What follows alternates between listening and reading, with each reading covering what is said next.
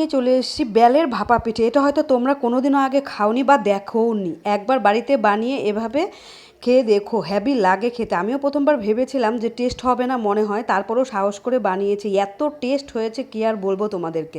প্রথমে তো দেখতেই পেলে আমি বেলটাকে ধুয়ে ফাটিয়ে বেলের ভেতর থেকে সম্পূর্ণ বেলগুলো বের করে নিয়েছি। এবার একটা চালনিতে ভালো করে ছেঁকে নিচ্ছি, তাহলে বেলের যে বিচি হয় বা বেলের যে ছোবড়াটা থাকে সেগুলো কিন্তু যাবে না। এবার হাফ চামচ বেকিং সোডা, হাফ চামচ বেকিং পাউডার, স্বাদ মতো নুন, আর দিয়ে দিচ্ছি এই হাফ বাটির মতো চিনি। বেল, কারণ অনেকটাই বেল হয়েছে, দেখতেই পারলে তোমরা, এক থালার মতো হয়েছে। আর এদিকে দিয়ে দিচ্ছি আমি এক বাটিতে চালের গুঁড়ো। ওখানে কিন্তু হাফ বাটি সেদ্ধ চালের গুঁড়ো আছে, হাফ বাটি আতপ চালের গুঁড়ো আছে। এবার সবগুলোকে একসঙ্গে ভালো করে আমি মাখিয়ে নিলাম। এবার আমি যে বাটিতে আর কি পিঠাটা বানাতে দিব সেই বাটিতে তেল মাখিয়ে নিলাম। এবার বাটিগুলোতে আমি কিন্তু দিয়ে দিচ্ছি। বাটিগুলো আমার পুরো ভরে ভরে গিয়েছিল, যার জন্য পিঠাটা পুরো উতলিয়ে উঠেছিল। তোমরা একটু কম দিবে, তাহলে ভালো হবে। আর এখানে একটা জিনিস আমার কি ভুল হয়েছে, আমার এখানে চালের গুঁড়োটা আরেকটু বেশি করে দিয়ে একটু শক্ত টাইপের করতে হতো।